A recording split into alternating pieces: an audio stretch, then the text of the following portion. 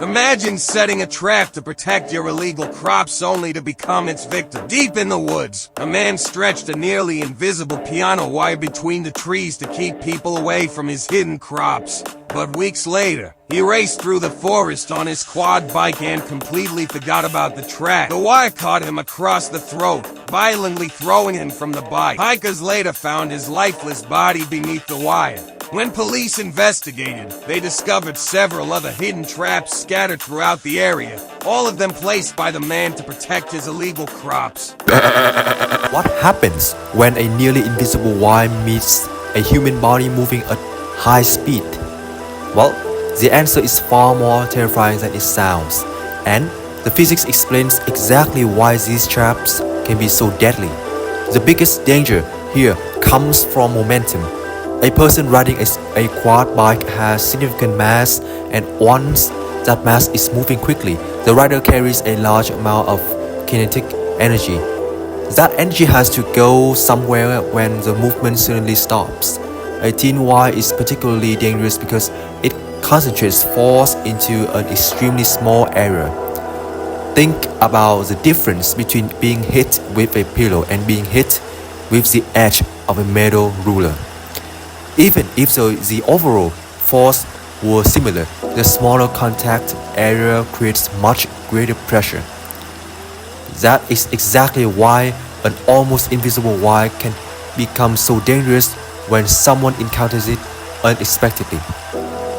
The body keeps moving forward, but the wire creates a certain opposing force. Instead of gradually slowing the person down, the interaction can happen extremely quickly. And there is another problem. Surprise! Well, our bodies are remarkably good at protecting themselves when we see danger coming. Your muscles tense, your brain changes your posture, and you instinctively try to avoid the obstacle. But if the obstacle is particularly impossible to see, none of those protective reactions have much time to happen. It is basically the world's worst jump scare. The situation becomes even more dangerous when a vehicle is involved. A quad bike can travel quickly over rough terrain, and the rider's attention is usually focused on steering, balance, trees, rocks, and the path ahead. Actually, nobody is naturally thinking, let me check whether somebody secretly installed piano wire across the forest. And that's exactly why hidden traps are such a serious hazard. They don't just threaten the people they were designed to stop. They can injure hikers, cyclists, emergency workers, children, animals, or even the person who created them. There is also a nasty psychological factor here. People often assume that danger has a visible warning sign. A fallen tree, you notice it. A giant hole, you probably notice it. A nearly transparent wire stretched between two trees. Your brain may not register it until it is far too late. So, what is the actual solution? First, never place concealed traps or obstacles designed to injure people. They are unpredictable and can turn into a little hazard for absolutely anyone.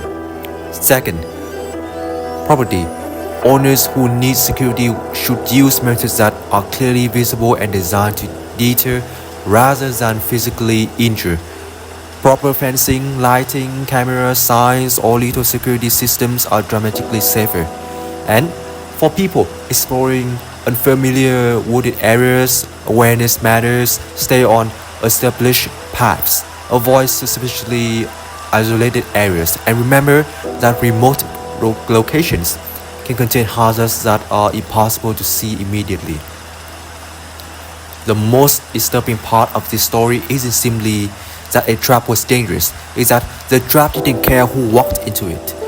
Physics doesn't know who built the wire, it doesn't know who deserved to be there, it simply reacts to mass, motion, and force. And once someone makes a dangerous system that they can't reliably control, eventually, the question isn't whether it can hurt someone. It is who gets caught next.